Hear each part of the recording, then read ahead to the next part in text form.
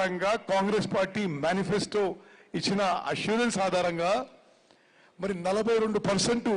Reservations కు BCs కల్పిస్తూ శాసనసభలో ఏకగ్రీవంగా చట్టం తీసుకోవడం జరిగింది. మరి రాజకీయ లోకల్ బాడీస్ లే కాదు, బీసీలకి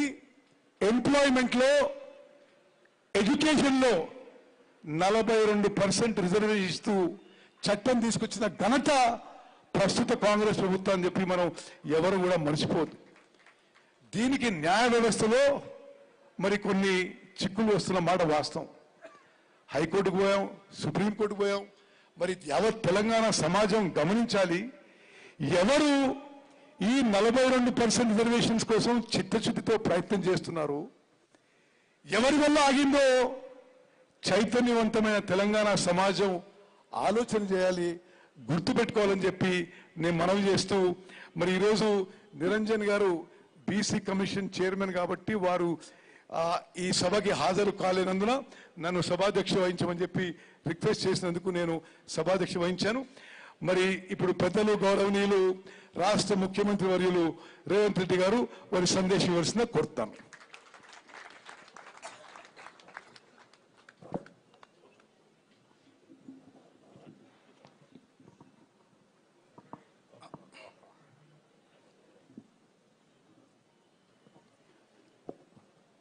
కీర్తిశేషులు స్వర్గీయ శ్రీ రాజీవ్ గాంధీ గారు 1990 అక్టోబర్ 2 నాడు ఈ దేశంలో ఈ దేశ ప్రజల మధ్య మతాల చిచ్చుబెట్టి అశాంతిని పెంచి పోషించి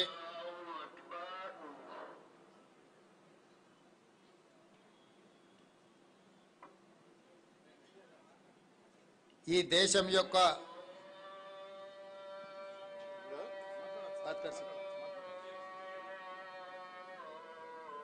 శాంతి భద్రతలను దెబ్బతీసి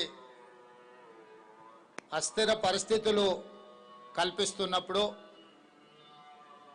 ఈ దేశ సమగ్రతను సమైక్యతను కాపాడడానికి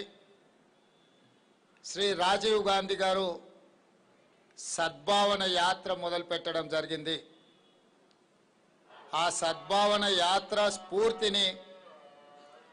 ఈనాడు ఈ కార్యక్రమాన్ని ఏర్పాటు చేసి సభాధ్యక్షత వహించిన మాజీ పిసిసి అధ్యక్షులు సాగునీటి పారుదల శాఖ మంత్రివర్యులు ఉత్తమ్ కుమార్ రెడ్డి గారు పెద్దలు నిరంజన్ సూచన మేరకు ఈ కార్యక్రమాన్ని నిర్వహించి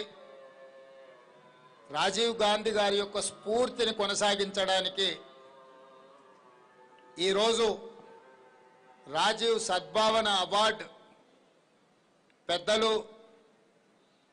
జాతీయ స్థాయిలో పేరు సంపాదించిన సల్మాన్ ఖుర్షీద్ గారిని ఎంపిక చేసి వారిని సన్మానించే కార్యక్రమానికి